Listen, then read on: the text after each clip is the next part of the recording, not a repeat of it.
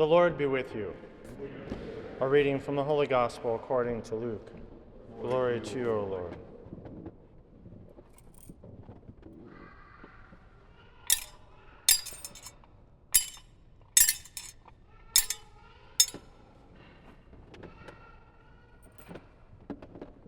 The apostles said to the Lord, "Increase our faith."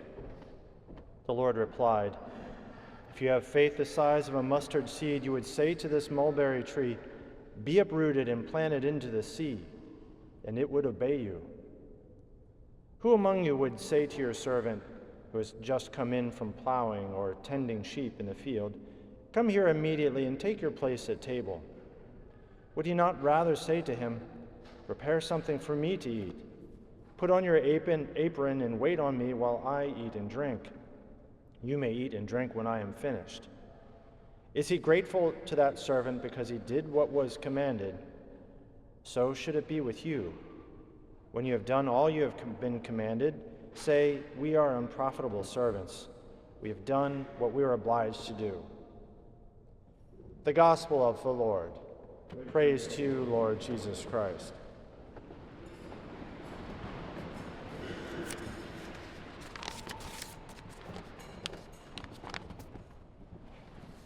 So I'm not going to really unpack the readings today like what we normally do here, because I wanted to highlight a saint whose feast day is today. Every day of the year, there are many different saints who are being celebrated, but just maybe some of them more regional or lesser known. And there might be some 30 to 40 some saints on any given day who it's their feast day. And woe to you if your feast day, if you're a saint and your day falls on the same day as St. Patrick, because it's like, well, in New York, no one's going to remember you because everyone's doing St. Patrick. And if your day falls on a Sunday, well, normally we're unpacking the readings and things like that, so you get skipped, at least don't get a mention. However, I'm going to make an exception to that today, because there's actually three that are just amazing today. I'm only going to unpack one of them. The first one is St. Francis Selos, was a German priest who immigrated here to the United States, landed here in New York, was ordained, I think, down in Baltimore, became a Redemptorist priest from the Redemptorist congregation, was a missionary all throughout the whole Northeast, and then it finally ended up down in Louisiana, where his life ended, and he's buried down there, and he's a canonized saint. So his feast day is today, October, the 5th? Also, St. Faustina Kowalska, the famous St. Faustina of the Divine Mercy Chaplet, Divine Mercy devotion. And her, we often think about her on Divine Mercy Sunday, the first Sunday after Easter, but today is her feast day. And I have a real great debt of gratitude to her. I used her diary for 8 years as my daily meditation. For about an hour a day for 8 years, I was delving in and into her diary. And it says, so her relationship with the Lord has been a huge inspiration for me. But that's not who I'm going to unpack. I want to talk about blessed, he's not a saint yet, blessed Bartolo Longo. Raise your hand if you've heard of Bartolo Longo. One, okay, there's just a couple. Ooh, good. This is a good one. Okay. So Bartolo Longo, he's Italian. He was born in the 1840s and in a small town close to Naples, Italy. And at that time, as he was first of all, his dad passed away when he was really young, and was about 4 or 5 years old, and then his mother did a little bit after that. It was an uncle that was taking care of him. And by the time he goes off to the university to study law, with a degree that he'll eventually get, the Italian peninsula is under extreme religious and political turmoil. What happened is that there's this, just like what happened in France back in a similar period of time, the French Revolution. There's the same thing happened in Spain, same thing happened in Mexico. Well, it was happening now in Italy, and so there's this great, huge wave of anti-Catholicism sweeping through universities, through the political sphere, and it ended up becoming actually an armed revolution where the bad guys took over a lot of most of Italy and just left the papal states down to this one little thing, which is the Vatican today. Anyways, that's a separate thing. But Bartolo, blessed, or at the time just Bart, I guess maybe, Bartolo goes off to the university, and he's got some faith, but not much. And very quickly, that little spark of a flame is just blown out. Because in the university where he was studying this massive anti-Catholicism, he had, as a professor, an ex-priest who just railed against the Catholic Church. Said, "Oh, this is stupid, this is just all grandma stuff, and it's just all superstition, and there's nothing really to this, and here, and this is the Enlightenment, this is where it really is," and then there's a lot of political stuff that was mixed in there about how we have a right to just take this and grab it for our own, and so he starts imbibing this stuff and just soaks it right in and loses his faith entirely. He's not practicing it at all. Nature abhors a vacuum. Who said that? Was that Newton or somebody else?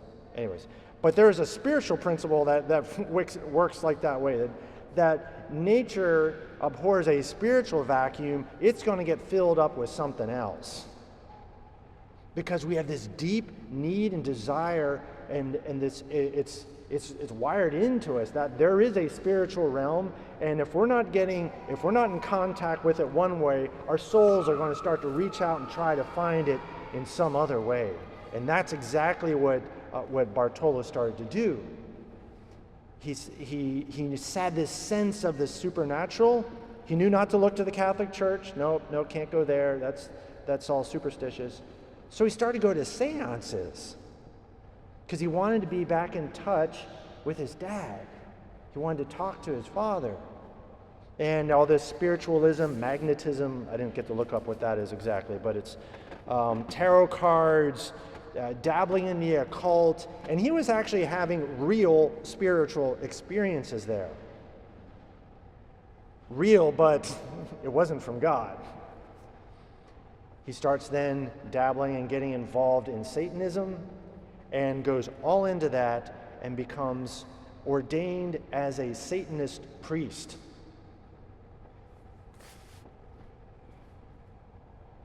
So when, in the moment of his consecration as a Satanic priest, some of the people that were there gave testimony later that they actually heard him speaking in voices that were not his. He became possessed by one, possibly multiple demons, by just turning his whole body, his whole soul over to the devil. He became a channel for that. Sorry, this is probably more dramatic than I was expecting. Sorry. For parents, you can work this over later with your kids. Sorry. But there's a good story. This is where it's going to go. This is where it's going to go. As you know, that's the way the story ends. No. But after having become possessed, his health started to completely fall apart. Physically, he had this really bad stomach pain started coming out of nowhere. He couldn't eat anymore. He starts losing weight. He's having hallucinations. He said he knew and sensed this presence of an angel by his side that was always guiding him and telling him to do different things and enlightening him. But he started to realize but this angel, it keeps saying contradictory things. It says one thing and then it changes, it's a different thing. And he was kind of perplexed by that, like that didn't make sense to him. And little by little, he began to realize that's not actually an angel. Well, it is, but it's a fallen angel. But now he's stuck. He doesn't know what to do. Thanks be to God, he had some friends who saw him falling apart. He had a professor in the university where he somehow managing to finish his law degree while this is all going on. A professor who just said, "Hey, you're emaciated. What's going on?" And he kind of talked a little bit about it. And this professor found a Dominican priest who came and started to work with him and started to literally, there was a process of deprogramming First of all, what he had learned from all these other these secularist professors, and then what he had learned through this false spirituality, through all these things. And so through this catechesis, and then eventually through confession and reconciliation with the church, and starts to pray, he's actually freed from this possession. And then for the rest of his life, it'd be something that it wouldn't necessarily haunt him, but it'd be something that motivated him to make amends for all the damage that he had done to spiritually and otherwise through his time as a Satanic priest. By the way, just as an aside, the reason why the Catholic Church forbids Catholics to use tarot cards, horoscope, and Ouija board and things like that isn't because it's just the tool of some con artists, which it is, but also because in the right hands it actually works. And it's not God's power that's working through those things. So that's why we should stay absolutely away from anything that is New Age, anything that is these other spiritualisms and spiritualities that are not Christian, because while there can be, the devil uses bits and pieces of light and truth and then mix it in with lies in order to pull us off the path. And that's exactly what happened to Bartolo. May have happened to people that you know as well. They lose their faith. 1872 comes along, and he's now fully converted back to the faith, and he's living this, and he still has he became a Dominican tertiary, and he's praying the rosary constantly. That's his light and gives nourishment to his soul. He goes to Pompeii, which is outside of Naples, the famous one, and there he was there to do some legal work for a friend of his. And it was actually debt collection with some of the poor people there, but to be honest, that's what it was. But when he got there, he starts speaking to all these renters that owed money, and he starts to realize these people have no idea what their Catholic faith is. None. And so they were mixing in just like literal superstitions and kind of blending that in with actual content of the faith. Some of them didn't really even know that there's only one God. Some thought that there was three, and thought that maybe Blessed Virgin Mary is another fourth God, or so. It was just complete, because no one had ever catechized them and taught them the faith. And so he said, well, I got to do something about this. And so he came up with this idea. I'm going to create a grand festival, and we're going to have fireworks, we're going to have all this great food, and we're going to have catechesis, and we're going to have mass, and we're going to have the rosary. It sounds like the San Gennaro festival before it actually, but without the rosary and without all that's what he was doing. And so he puts this together, and it's rained out. The one day he goes to actually, but he wasn't deterred. He said, okay, next year, do the same thing. And so eventually he starts to get some traction with this. And he said, but we need some kind of a better, there's a little church there, but we need a place that promotes the rosary. And so he built a shrine dedicated to Our Lady. He called it Our Lady of the Rosary, but it ended up becoming Our Lady of Pompeii. And so he founds this church. He's just a layman. He has not become a priest or a deacon or anything. He's just living out his faith. He ends up then starting a school for children of the incarcerated, and there was a lot in that area. He starts an orphanage, and basically he spends his whole life finding ways to promote the faith. He had one time. This was like in the he passed away in 1926. But it was like 1905, 1910, somewhere around there. He gets this inspiration to do a massive campaign for world peace. And so he had something like 4 million signatures, all kinds of dignitaries. They're just trying to create a movement, because the world was in such turmoil at that time. World War I is just around the corner. He was nominated for the Nobel Peace Prize for that effort. And in a second time, he was nominated another year later for the Nobel Peace Prize. He didn't receive it either time, because this was a sheerly religious thing, and they were looking for something, I guess, a little more secular. But it kind of shows the impact that he was having, not just there in this little shrine in there, but throughout all of Italy, and even on a global scale. Bartolo Longo. He passes away at the ripe old age of 83, and is buried in the shrine that he built in 1926. About, what is it, something like 8 or 10 blocks from here is the U.S. National Shrine of Our Lady of Pompeii, which he wasn't able to come over here to dedicate it himself, but that's the origin of Our Lady of Pompeii here, just here in Manhattan, not so far away. He was beatified by John Paul II in 1980, and he's about to be canonized on October 19th this month. And so I don't know what kind of party they're going to throw over there at Our Lady of Pompeii, but I think I want to be there. So this is a gentleman who goes from just this kid who lost his faith to Satanic Priest to revert to the faith to Canonized Saint. There's a saying, every sinner has a future and every saint has a past. Well, boy, he really's got a past. But God, that is not what determines us. And God always has a path forward for us. So I would be remiss if I didn't tack on a couple takeaways for things that we might take inspiration from. First of all, just the power of God to save somebody from that kind of scenario. But then also the tenacity and the spiritual willpower and the spiritual desire that his friends had to not let him not just to write him off, as they were working on him hard and praying hard. The power of your prayers for your loved ones from your friends, do not underestimate what that can do. And don't underestimate what that can do in your communities on a larger scale beyond just your immediate circle of friends and family. It's powerful. God wants to use that. And that's what he did with blessed, soon-to-be Saint Bartolo Longo. Also, for you, the parents out there, and sorry if this is a little bit of a rant on my part, what was happening in the universities back then still happens in the universities today. Kids go off, they sign up for a philosophy class, they sign up for the political science class, they sign up for a religion class, and it completely undoes everything that they had learned that you've strived to give them, inculcate in their souls as Christians, as Catholics. That happens in some of the most prestigious universities across the country and around the world. And so be careful who you are entrusting your kids to.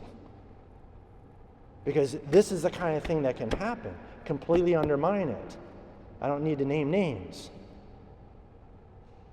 There's even Catholic universities that, under the banner of Catholic University, do the same thing. I attended one of them. It wasn't a legionary university, and they were just pumping out critical race theory the whole time. It's like, gosh, would you guys please get a grip on your identity? Sorry, okay, that's the rant. I'll stop right there before I get all worked up. So that's another one, another takeaway from there. But then lastly, I just want to encourage you. I don't know what God is asking or will inspire in your hearts, but when you just say yes to the thing that God is placing in front of you, that inspiration in your heart, I think I ought to call this person. I think I ought to, I've always wanted to do a Bible study, and I haven't heard any at Old St. Pat, so maybe I could just lead one, and there's all this material online that I don't have to be an expert, and I could do that. Well, we'll do that. Let me know. Let's get that going. I mean, the lay people like Bartolo Longo and yourselves have a massive role to play in assuring that the faith gets handed on. There's a connection to the second reading. I remind you, stir into flame the gift that God has given you. He's given a flame to you in your hearts. Stir it up. Pass it on. It's a gift. It brings light. That's what happened to Bartolo. Somebody gave him the gift of light and wouldn't let him go until they saw that had been set ablaze and the darkness had been banished from his life. There may be someone in your life that God is calling you to do that and be that person for them. Don't let that slip by. Okay, we're going to continue on now with the Mass and with this beautiful, wonderful relic of the true cross.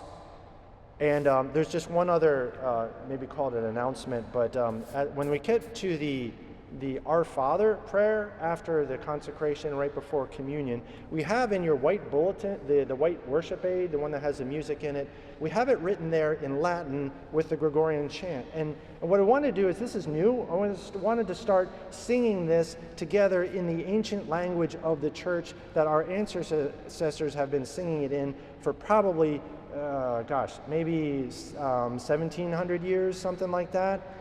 And it's not just because we're trying to be all rad trad and like traditionalist or something. No, it's not that. It's like we want to be able to pray in the same language together, that they are praying simultaneously in Rome, that they're praying simultaneously on all parts of the world, so that when we are in moments we're all together, we all can pray it in the same language. That's the purpose of the church using Latin as its international language. And so I want you, and we're going to be doing this, to learn the melody. Super simple. You probably even heard it before. And also learn the words. It's the Our Father. You got it memorized. And so you don't need you have the English words memorized. And so you know what it means. But we still want to pray it with our faith and with our full hearts as we do that. So we'll be doing that at the moment of the Our Father.